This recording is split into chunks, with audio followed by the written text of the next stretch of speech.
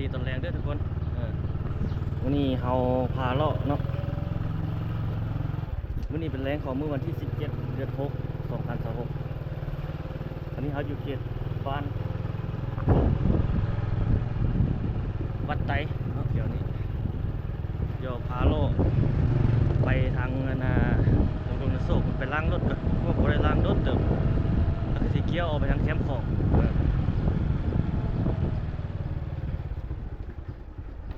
ไปสีดกินต้มมรยาเพื่อนหลายแหงโคตร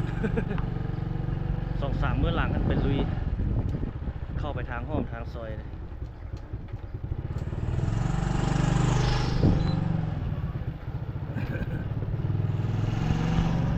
โอ้ตัวเมียว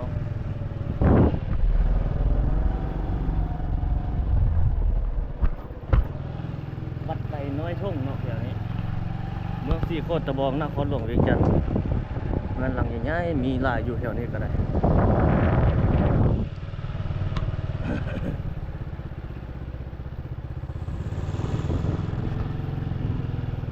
สบายดีทุกท่านในยามแรงอัปเดตเรื่อยๆเฮาก็ได้พาบุญพาส่งเวียงจันทร์บ้านเฮาทุกแหล่งโอ้ทางหน้านี่เขาเจ้าเริ่มมีโครงการใหม่ขึ้นแล้วนี่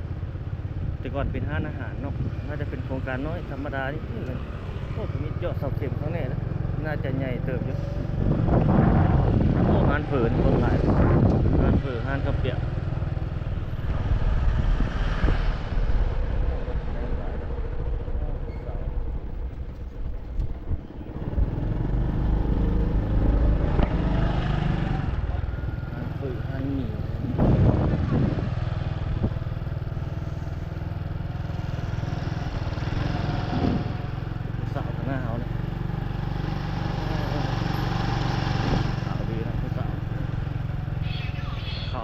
รวบเลย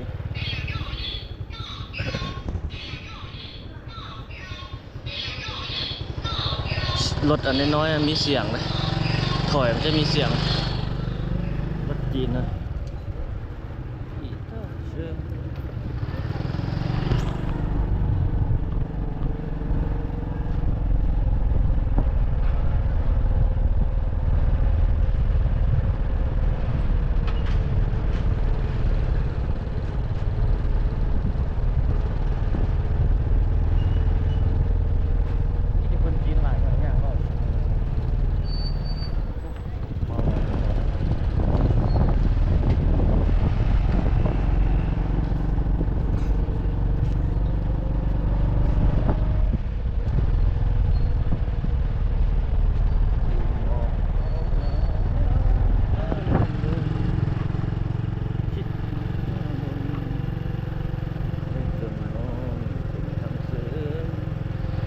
เขตเศรษฐกิจคนจีนในเวียงจันทร์เด้อทุกคนเขตนี้นะ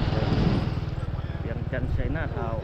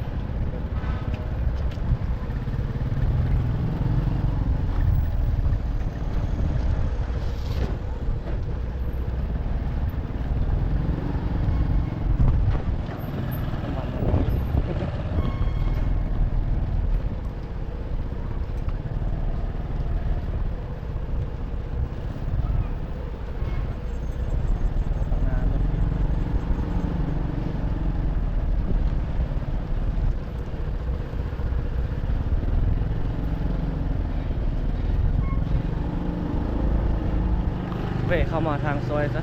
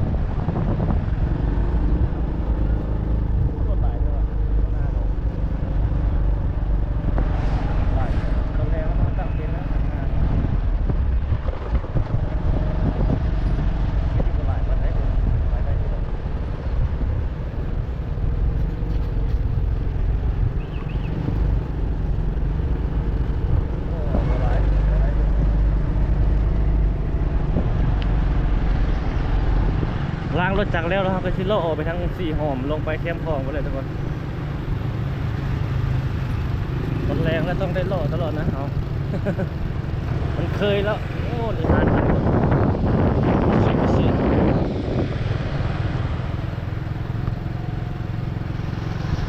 เคยเลาะเคยไปเลยอย่าไปตลอด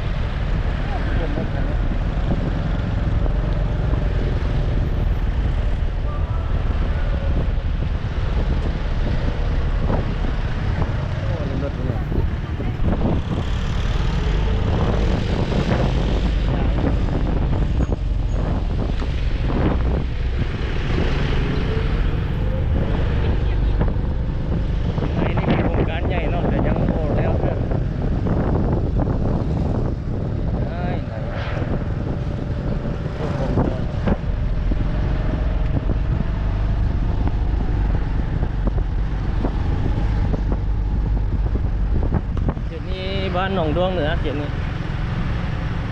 ดวงสีโคตรบองนครหลวงเวียงจันทน์ทางหน้าเรือบนเขาที่ไปล้างรถนะโอ้มีคนหลายบอกครับมีคนหลายกับโบท่ากินต้มหมดซื่อๆเนาะเคยมาล้างตลอดอยู่เนาะหลายคนก็น่าจะรู้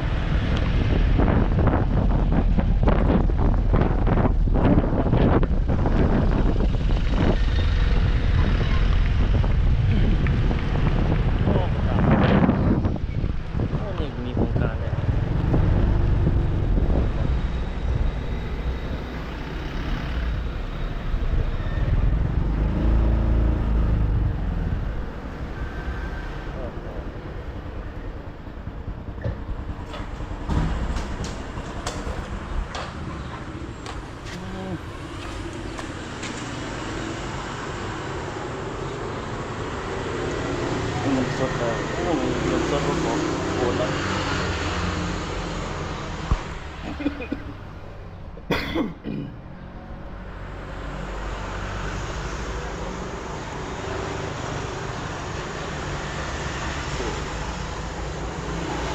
กดรหัสบัญชีก่อนต้องได้เลือก10,000พอเนาะ10,000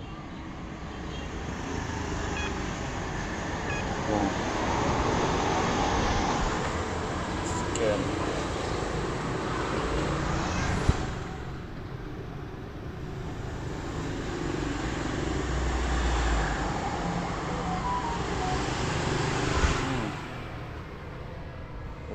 ได้10 นาที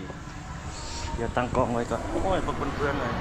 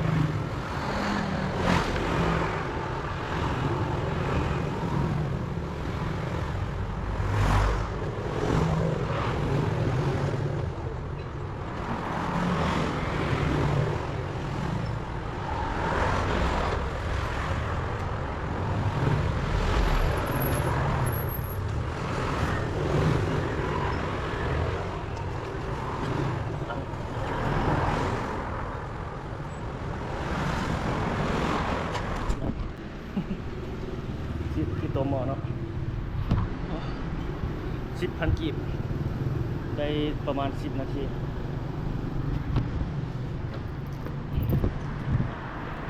รอไปทางแคมป์ของคนก่อนเลย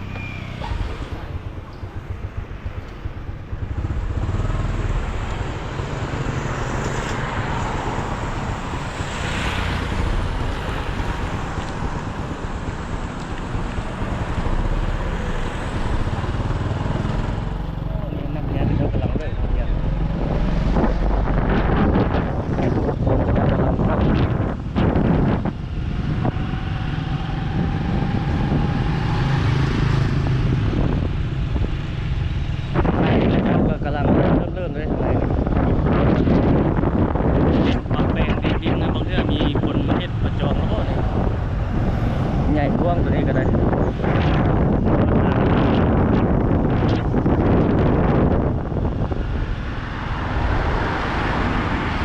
มื้อนี้เป็นแรงเมื่อวันที่17เนาะเดือน6 2025 2026พอผิดจะถือเลยแบบนี้โอ้น้ำมันน้อยจะเติมบัตรกลับวิ่งเติมฟ้าพวกนั้นครับว่าชีบดเติมแล้วใกล้กิน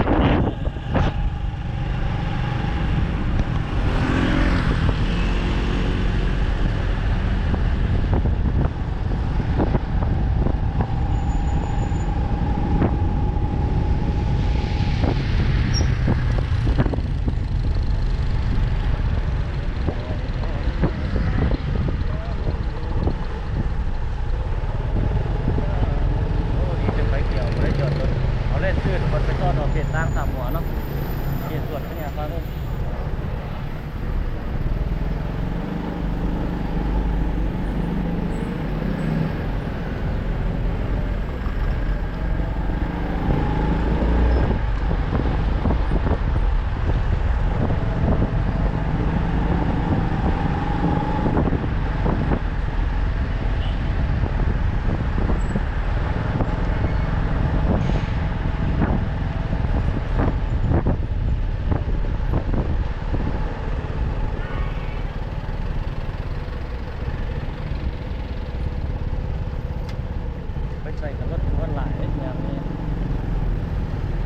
ห้องมีสอดแล้วผมไปไม่ก็ได้ห้องมีก็ได้ห้องมีห้องสี่เที่ยวทางหน้าบุบ้านนอกร่วม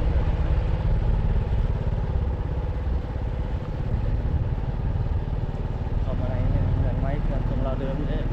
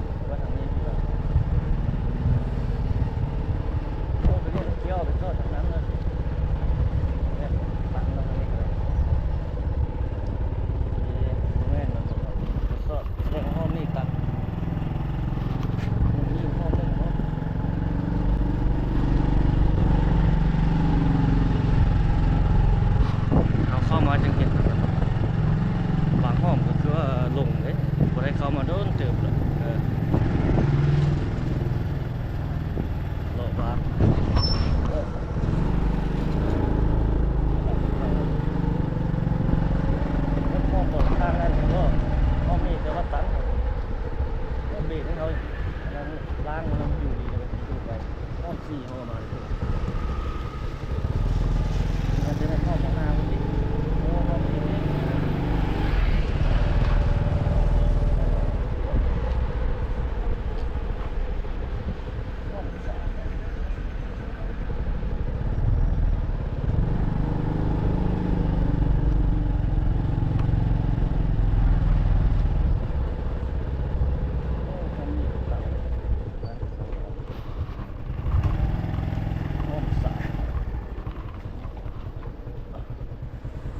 นี่ตื่น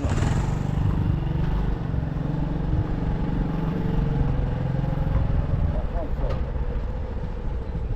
ห้องนึง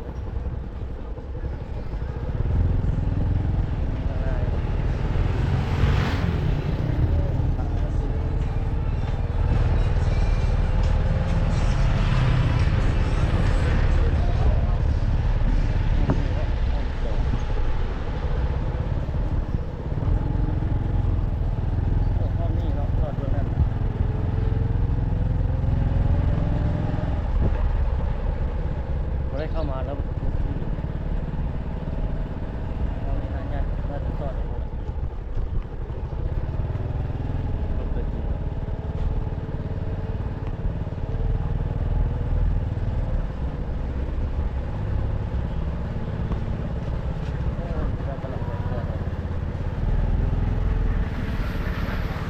นั่นเปิด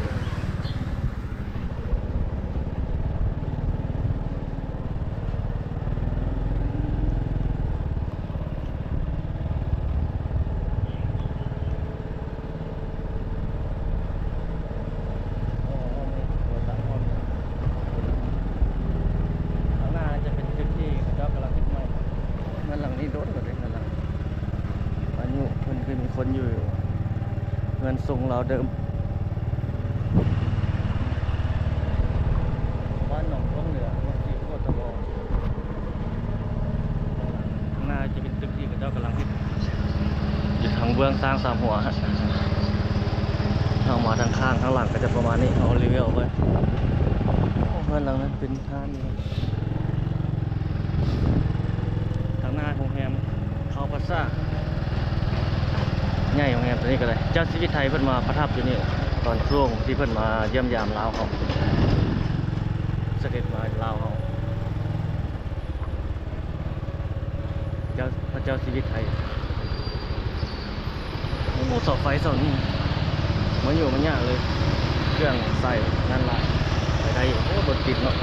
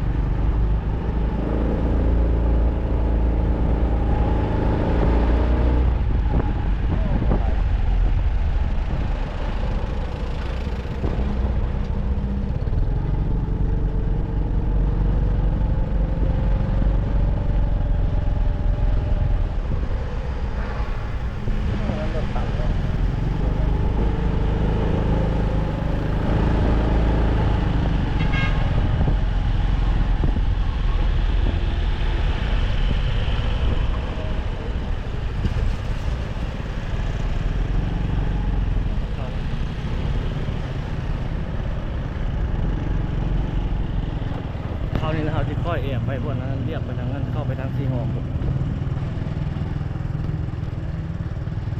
ขีดเขาอยู่นี่ระหว่างเมืองสีโคตรตะบองเนาะสีโคตรตะบองเชื่อมใส่เมืองจันทบุรีขีดนี้จะเป็นหนองร่องยุบ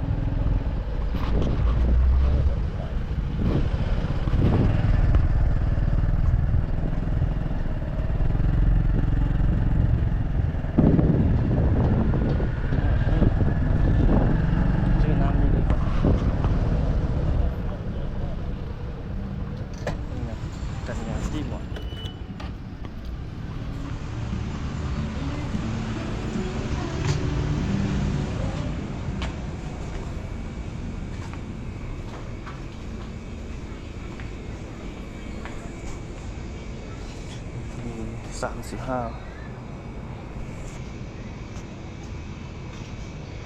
มีหลายแนวอยู่เกินคิด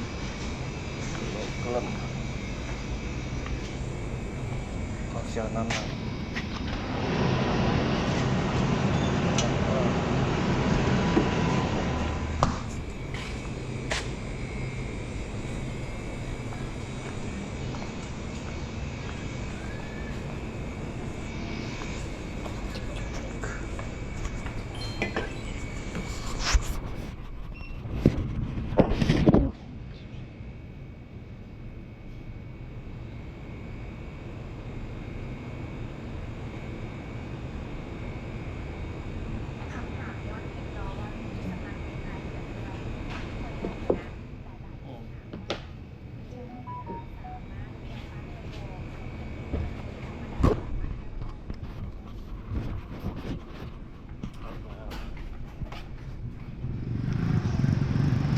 รถติดไหล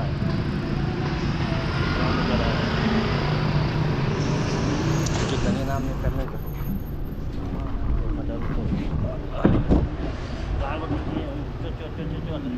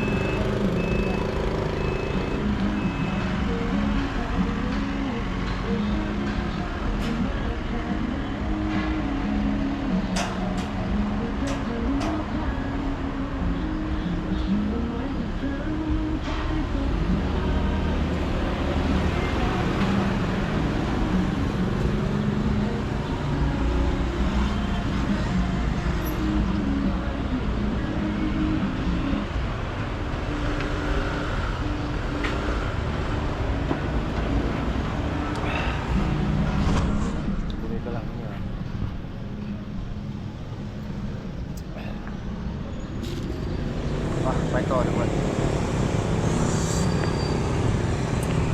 คอยแอบไปทางนี้บ่ได้ที่รถไหลครับเป็นนี่ได้รถไหลเดี๋ยว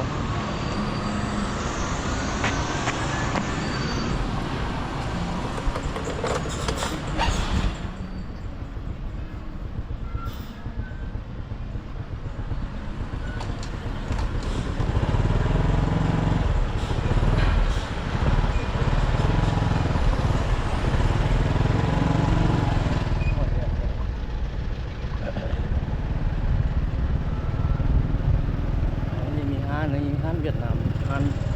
ลาวของเราจะน่าจะ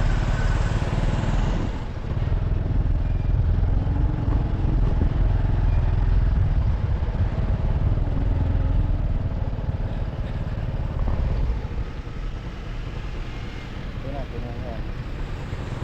Holiday Inn and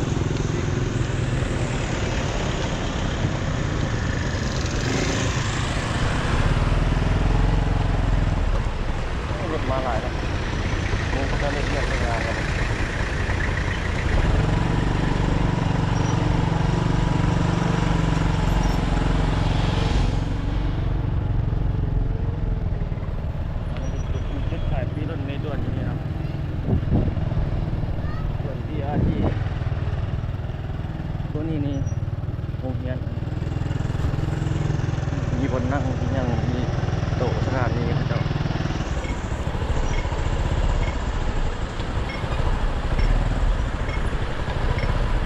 เราไปย่างทายไปนั่นโอ้รถติดมีบนนั่งนี่ตัวนั้นเป็นโรงแรมคอพาซ่าแล้วก็โรงแรมตัวนี้2โรงแรมอยู่ลำใกล้เดียวเป็นบนนั่งท่ารถเมล์เป็นสแตนเลสเองต่างนั่งท่าอยู่นี่รถเมล์จะมาทางนี้เนาะจะเอาไว้ทิ้มใส่ที่งานอย่างนี่เลยแต่พอสถานีตัวนี้เป็นสถานีจะฟังนุ่มรถไหลขนาดมาบนเราจะเอาโทรศัพท์ถ่ายสตอรี่กัน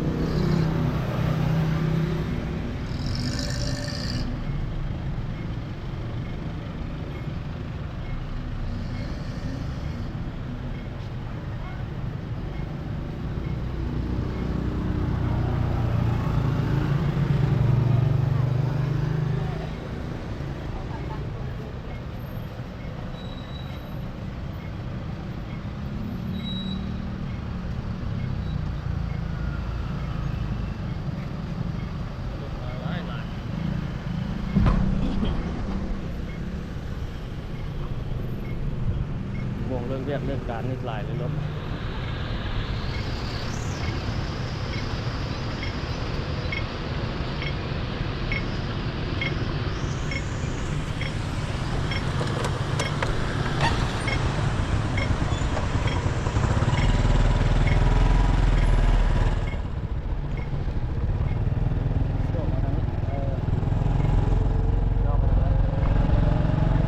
บัตรขาเข้าเมืองนี่บ่หลายบันไดรถ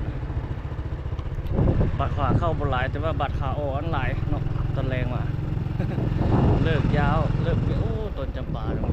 ข้างหลังเอาให้หมดดอกแดงทางนี้ก็หลายเหมือนกันกวางเลยต้นจำปาต้นดอกไม้ประจำศาสตร์เราดอกไม้ประจำศาสตร์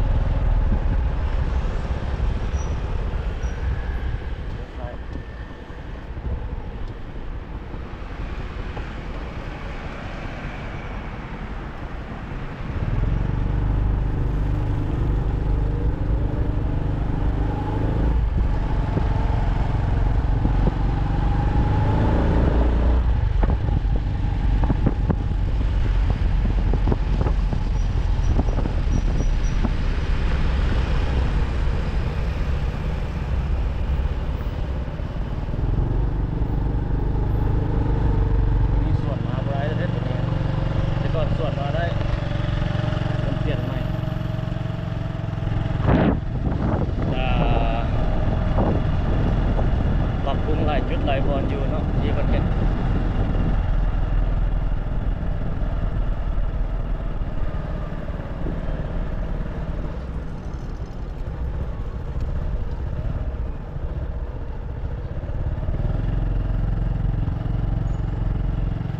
มื่อกี้นี่เขาจะลัดมา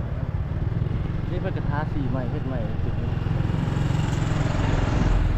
โอ้เบอร์นั้นเจ้าขายทุเรียนเล่มเลยทุเรียนหลังโรงเรียนสีโคตรทางหน้าเขานี่ปั๊มน้ำมันมาตำนานที่ถ่ายเลยเนี่ยเรียกปุ๊บเอาลงกันอินอันน่ะลงคลิปสัตว์เลยลงเฟซเลยเอาโทรศัพท์ถ่ายจะเป็นปั๊มน้ำมันในตำนานนะปั๊มน้ำมันเก่าปั๊มน้ำมันแต่สมัยรุ่นเลยอยู่เขตบ้านสีหอมแล้วหลายคนน่าจะรู้เลยคนนี้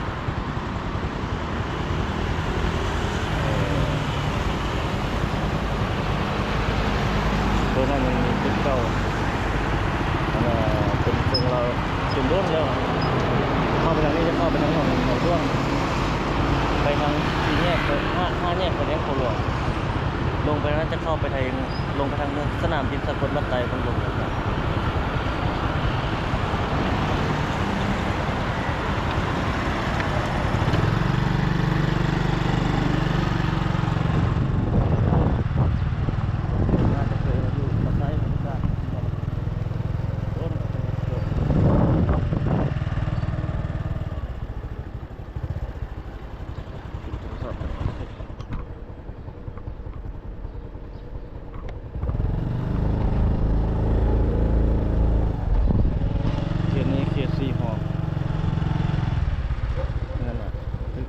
เขตนี้ห้องนอนโรงแรม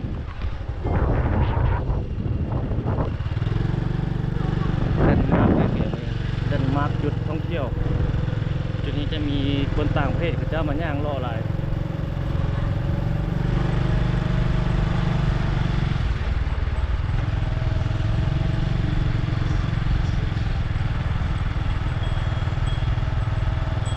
แล้วโลกขายเครื่อง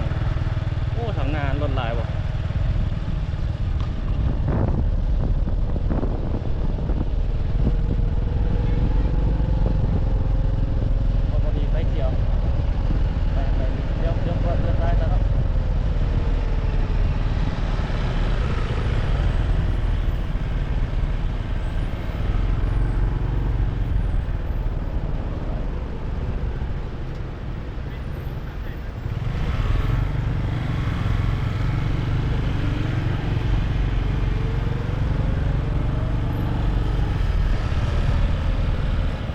ตลาดสีหอมเนี่ย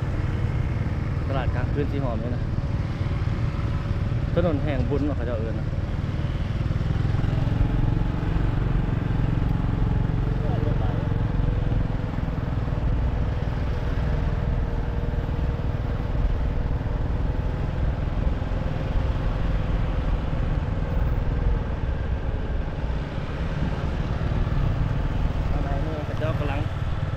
รียมเปิดร้านขายเครื่องโมงนี้นะ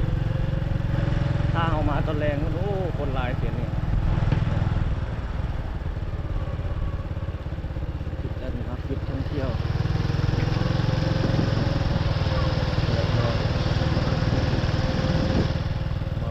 มาไม่เต็มคนนั้นก็คือกันมาตอนแรงคนอยากเที่ยวแถวนี้นะคนเต็มเขตนี้มันเขตในเมืองเขตท่องเที่ยวในเมืองโอ้มีหอดขายดอกไม้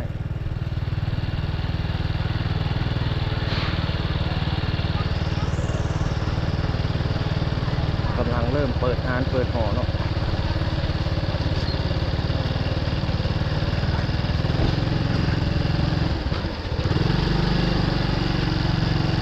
ข้างในครับเป็นคนพระเจ้าขายอาหารอยากกิน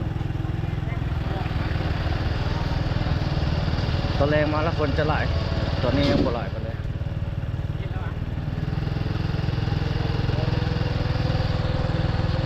ตกแรงมาแล้วโอ้คึกคืนเลยจุดนี้นะ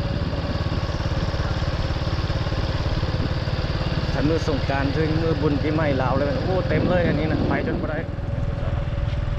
แน่นเลยแถวนี้มือบุญปีใหม่ลาว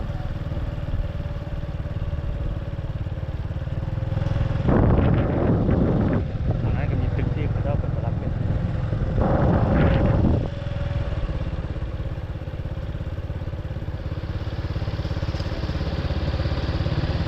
้างหลังของสนามกีฬาเจ้าหนูวงศ์แล้วหลายแล้วคนเห็นกำลังแล้วหลายเปอร์เซ็นต์แล้วแหละเขตเมืองจันทบุรีเขตนี้นะเขตบ้านมีไซ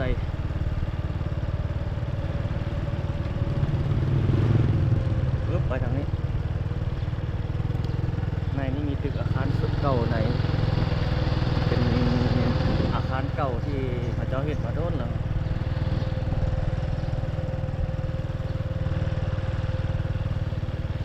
แล้วนี่ส่วนเศรษฐาธิระไปทางหน้าเขานี่สอดออกน้ำพุ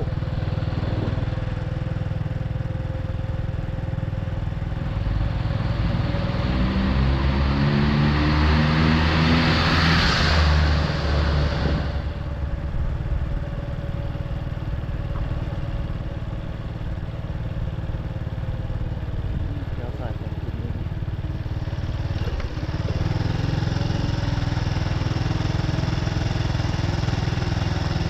จุดนี้นี่เขาจะเปิดให้ทำเลได้จุดนี้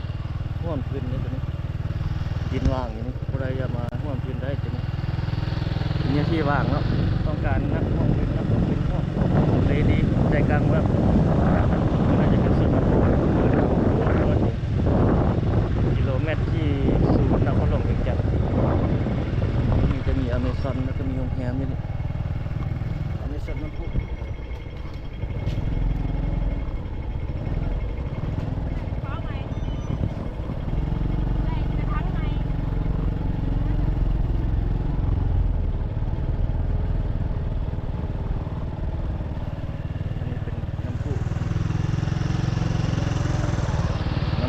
โหลดมาที่ศูนย์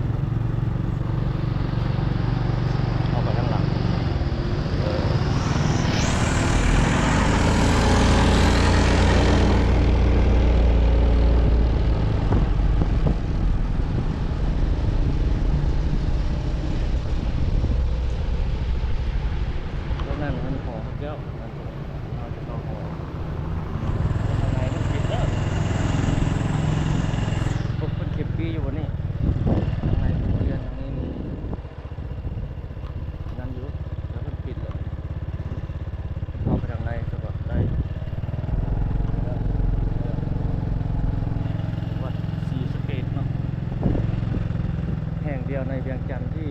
บูถูกทำลายในสมัยสงครามนะสมัยนั้น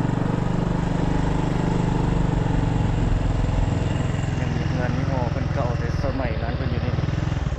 เจ้าเพชรสลัดรัตนวงศ์สา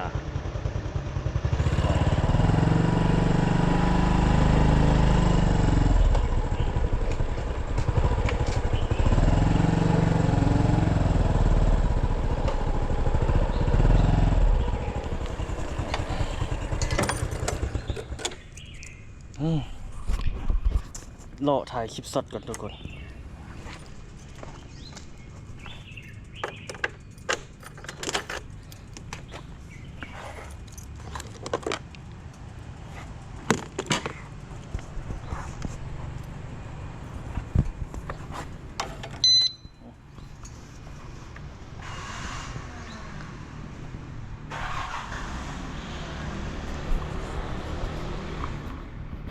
ตั้งกล้องไว้นี่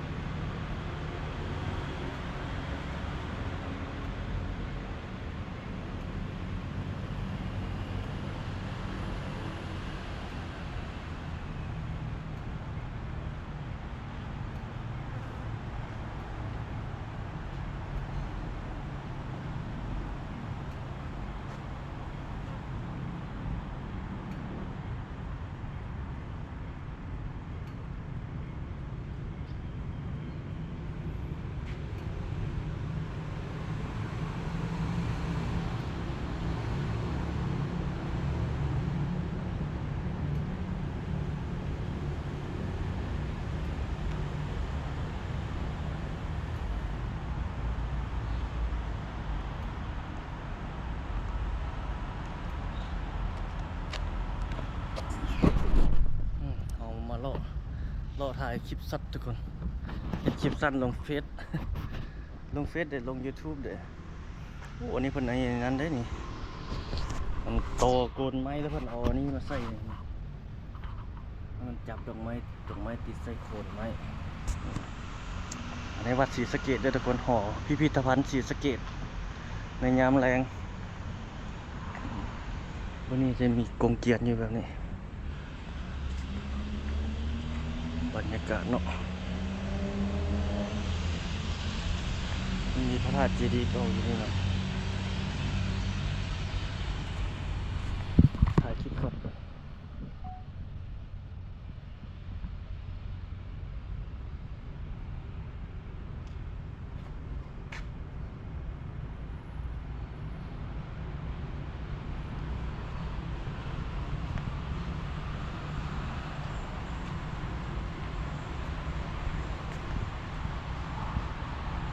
บรรยากาศอยู่ที่วัดศรีสะเกษ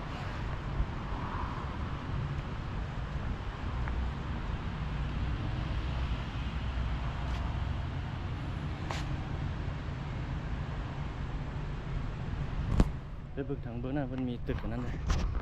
อยู่ตรงนี้จะมีตึกเก่าแต่ว่าผู้ใดอยากมานี่ต้องมานั้นโอ้ยมีกงเกียรตินี่ต้องมาตอนสวยทุกคน3-4 โมงแรงบอกเป็นอย่างประมาณนี้นะ 3-4 โมงแล้วเพิ่นปิดแล้วเนาะทุกคนเพื่อน3-4 โมงเลยเราต้องมาแต่เช้าประมาณ9 โมงบ่เป็นอย่างประมาณนี้ไปนะอันนี้เป็นพระธาตุเจดีย์เก่าเรามาเลาะเบิ่งต้นแรงแล้วอันนี้เขาเจ้าปิดละอันนี้มีหอพระไตรปิฎกได้อยู่นี่เพิ่นจะมีการแห่ออกไปยามนั้นยามมันเพิ่นมีบุญมีงานคือแห่ปีใหม่ลาวเพิ่นก็เอาไปแห่เนาะเป็นกงเจียนเพิ่นเอาพระพุทธรูปประทับไว้ทางเทิงนั่นแล้วก็แห่ไปเป็นแบบนี้แล้วก็เอาไว้นี่อันนี้เฮ็ดเป็นตู้เมียนเนาะกงเจียนนี่เป็นพระธาตุเจดีย์เก่าอันนี้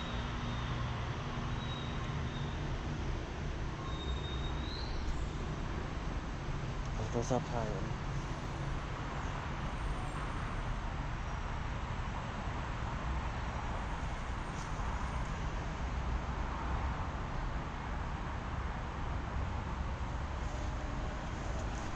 รรยากาศสดๆเลยทุกคนเลย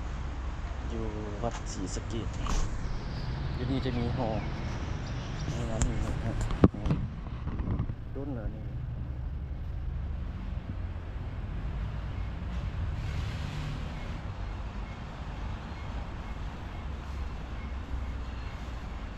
ผ่านโลกบางนี้บางคนก็บ่สู้ได้มา บางคนก็มาเรื่อยอยู่แล้วยังมีบันไดขึ้นแบบนี้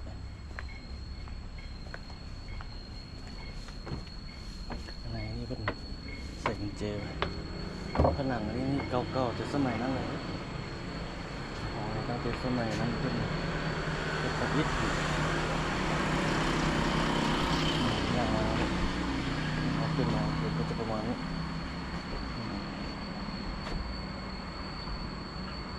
วัดศรีสะเกษทางรุ่มเดินครับตัวนี้จะเป็นถนนลาดสร้างตัวโอ้โหชีวิตวันนี้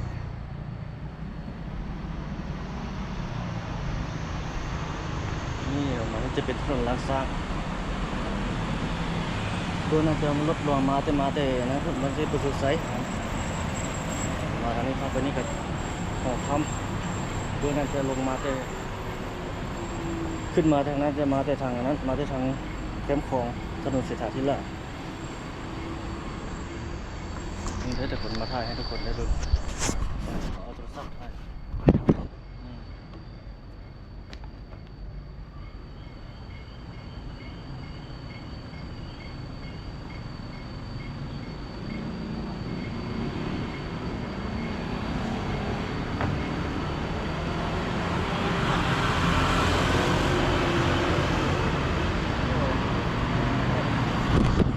บางคนนี่มาทางนี้นี่หลงทางก็มีได้ทุกคนเลยตัวนี้นะบางคนนี่หลงเลี้ยวขึ้นไปท่านแต่ว่าไปไม่ได้ขึ้นลงไปทางนั้นแต่ว่าเลี้ยวทางเลี้ยวซ้ายอย่างได้ผู้ใดเลี้ยวขวาแล้วมันโดนตำรวจเพิ่นเป่าเลยเพิ่นประจำอยู่บนนี้มีป้อมประจำยามแรงทุกคนเลยเอาประมาณนี้เลาะหาเบิ่งเนาะหาโทรศัพท์ถ่ายเมื่อกี้นี่ถ่ายลงโทรศัพท์เลยถ่ายลงกล้องกูปูถ่ายเด้ปะปนเยอะไปให้ทุกคนได้เบิ่งผู้ใดอยากเบิ่งจากเต็มแบบเต็มเลยแล้วมันเบิ่งอยู่ในช่องมันYouTube นี่เขาจะเป็นแบบเปิดยาวๆเลยถ้าอยู่เฟซอยู่เพจต่อนั่นจะเป็นคลิปสั้นนี่คือบรรยากาศที่เขามาต้นนี้มันต้นไม้มันโอ้นี่เพิ่นก่อได้นี่เพิ่นจะมีการเอาต้นมันให้บ่นี่การเอาก้างเอาไปปลูกต่ออย่างนี้1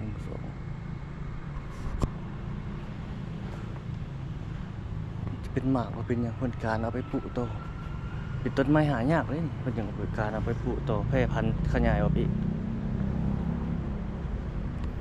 ทางในนี่มันต้องมาเป็นโมงจึงเข้าไปได้ด้วยทุกคนเลยนี่เพิ่นก็มีอยู่นี่อันนี้ระเบียบข้อห้ามอันนี้มีทั้งภาษาลาวภาษาอังกฤษเนาะภาษาสากลมีอยู่15ข้อห้าม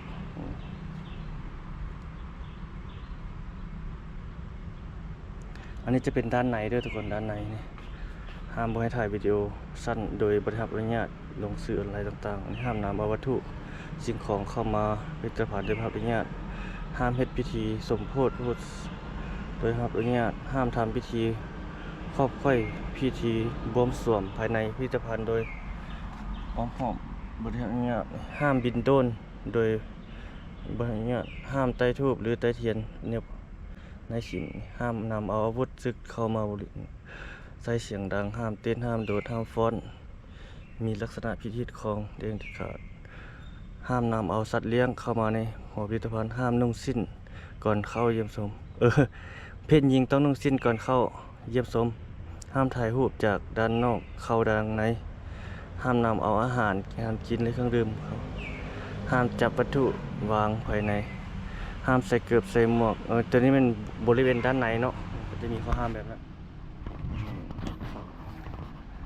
ประมาณนี้คนทำมารอบเดี๋ยวเขาออกไปทางเบื้องนั้นอีกนิดนึงเนาะทอดออกทางหลังคนบัดนี้ยังมีอยู่โซนเบื้องนั้นเพิ่นจะเป็นหอ อันนั้นเป็นหอพระแก้วเนาะอยู่ทางนั้นพุ่นวัดศรีสะเกษนี่เป็นแห่งเดียวเนาะที่อยู่ในเวียงจันทร์ทุกคนสมัยสยามเนาะสมัยสยามตีเวียงจันทร์นะเป็นวัดแห่งเดียวอยู่จุดนี้บ่ถูกทำลายบ่ถูกเผาม้างบ่ถูกเผาทำลายแบบให้มันสิ้นซากนะแต่วัดอื่นนั้นถูกทำลายหมดเลยเนาะตั้งแต่สมัยนั้นพุ่นแหละถ้าท่านใดฮู้น่าจะฮู้เข้าใจอยู่เนาะเรื่องประวัติวัดศรีสะเกษวัดหรือว่าวันประวัติเวียงจันทร์ในสมัยสยามบ่สมัยนั้นพุ่นนะหลายคนน่าจะฮู้เอาไปละโอ้ลงไปทางนั้นพุ่นวัดอื่นบนอื่นนี่ถูกทำร้ายแต่ว่าวัดศรีสะเกษนี่เพิ่นใช้เป็นฐานทัพเป็นบ่อนนะจุดสุ่มสำคัญบ่อนเพิ่นอยู่นะเพิ่นก็เลยบ่ถูกทำลายแห่งเดียวในเวียงจันทร์ที่บ่ถูกสยามเพิ่นทำลายในสมัยนั้นเรื่องแต่สมัยก่อนพุ่นดอกโอ้ก็สิมาเป็นประเทศลาวนี่ก็ผ่านร้อนผ่านหนาวมาบ่เป็นง่ายทุกคนเนาะเพิ่นเฮ็ดมาเพิ่นสร้างมาบ่ธรรมดาหลายคนถ้าไปประวัติศาสตร์ไปนั้นน่าจะพูดดีอยู่นี่เพิ่นดูว่าเพิ่นล้างโต๊ะล้างโอ้นี่เพิ่นมาของเราเพิ่นมีสิ่งนี้แต่ก่อนวัดศรีสะเกษมีคนถ่ายรูปนี่เนาะต้นไม้ต้นโตเพื่ออนามัยอยู่สิ่งนี้อย่างอันนี้ทางเบื้องนี้จะเป็นเฮ็ดเป็นสร้างใหม่แล้วจะสร้างส้นเบื้องนั้นพุ่นที่เป็นจุดเก่าเนาะนี่แหละทุกคนเอาออกจากวัดศรีสะเกษแล้วบัดนี้ออกประตูด้านข้างเบื้องถนนลาดสร้างทางบนนั้นจะเป็นหอคำนี่เป็นถนนลาดสร้างเด้อนี่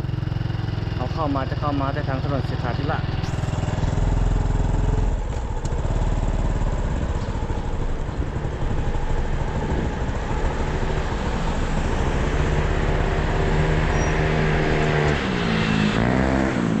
สิไปเลี้ยวอยู่ทางหน้าโซดออกเข้มคลองพุ่นทุกคนเลย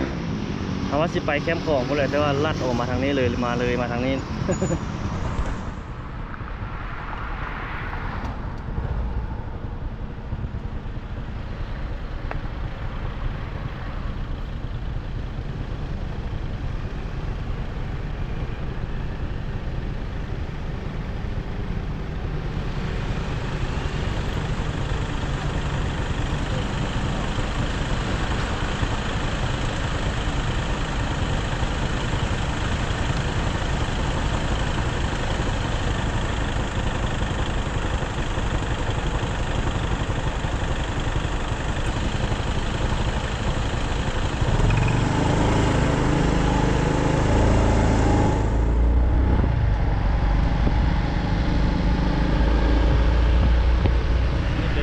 อยู่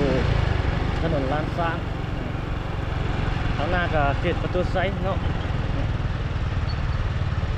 ใจกลางเมืองเลยเขตนี้ถนนใจกลางเมืองเบื้องหน้าเขาจะเป็นตลาดเต้าหม้อโอ้นี่เป็นขายสมุนไพรยาพื้นเมืองนี่ก็หลายยาพื้นเมืองเราสูตรเราขายได้เราอยากได้มาติดต่ออยู่นี่เรื่องสมุนไพรครับไอ้น้องส่วนของมงเป็นผู้ดีหมู่บ้านคนก็มีจุดเป็นพวง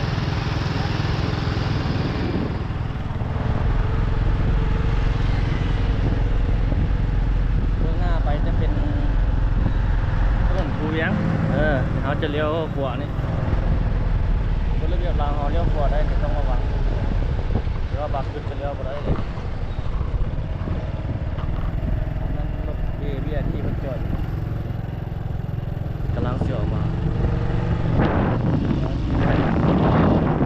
เอาไปทั้งโม่รถทั้งหน้าเอา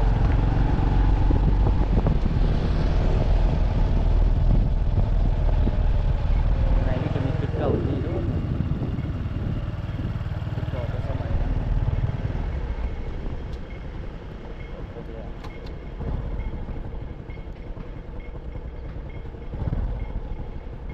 ทางไหนก็จะเตะบ้าน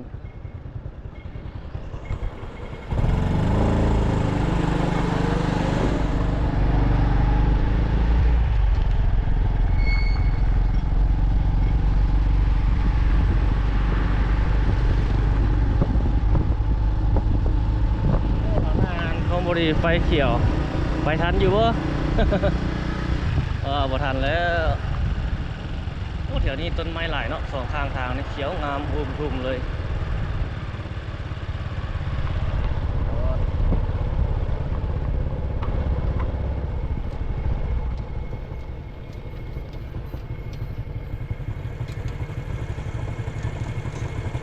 หน้าคือของหมอหมด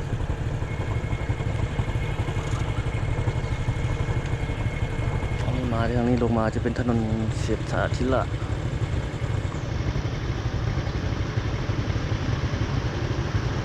เบียร์ที่จะมาทางหลังเราแล้วก็เกี้ยวขึ้นทางนี้สวดเครื่องไปทางนี้ได้เบียร์ที่แล้วก็ทั่วไปได้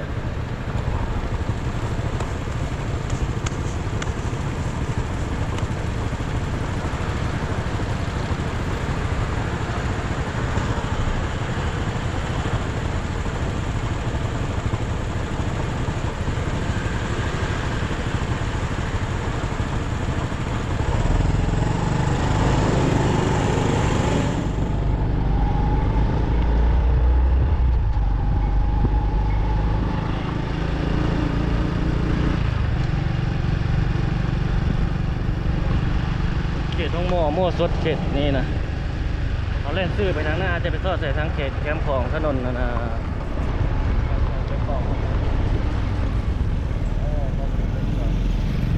ไปก่อนนิดเดียวนะตัวได้แต่ว่างานนิดเดียวก็ได้แล้ว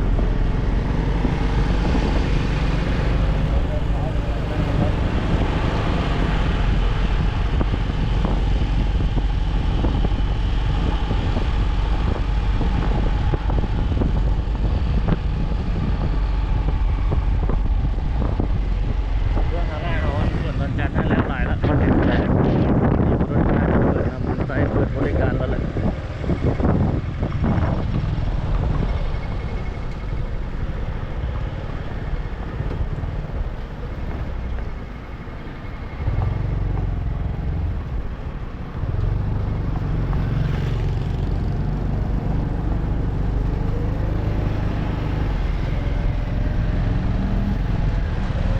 บรรยากาศในงานแรงถนนทางแคมป์ของ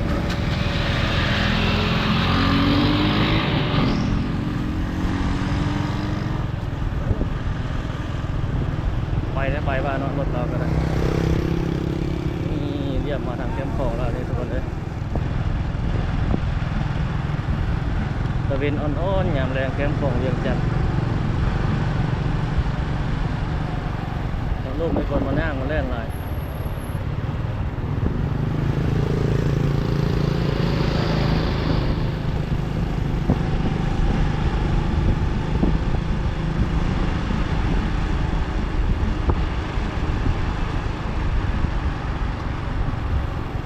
คนหลายเจ้ามันเป็นเก็บหลายคนเลย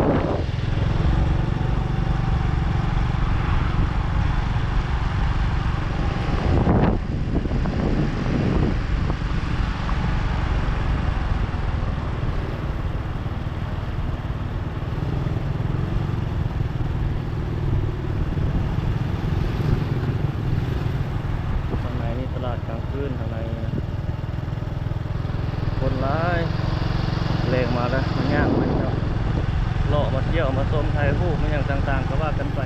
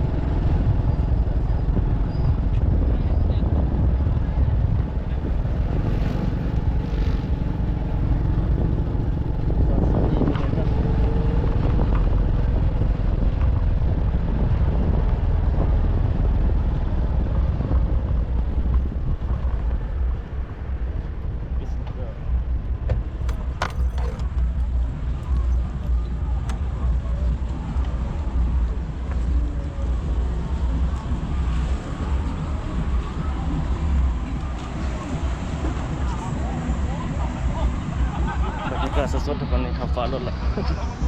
อย่างเลาะยามแรงเนาะโอ้คลิปนี้ยาวเลยจะได้ชั่วโมงปลายแล้วเจ้าขายเลขเล้าหน่อยเล้าออก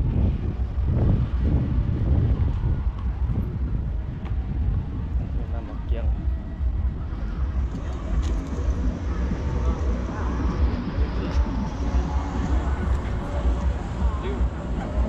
มีคนย่างลงไปพ้นหลายอยู่เด้ย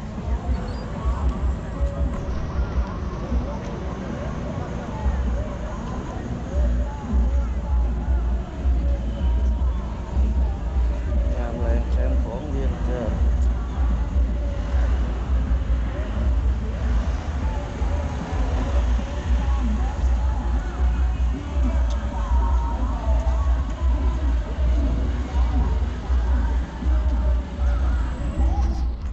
คลิปนี้ประมาณนี้ทุกคนหับชมคลิปถัดไปเนาะได้ชั่วโมงนึงละคลิปนี้ยาวโพดละเฮ็ดเป็น2คลิปเอาแรงมื้อนี้ประมาณนี้ก่อนทุกคนเลย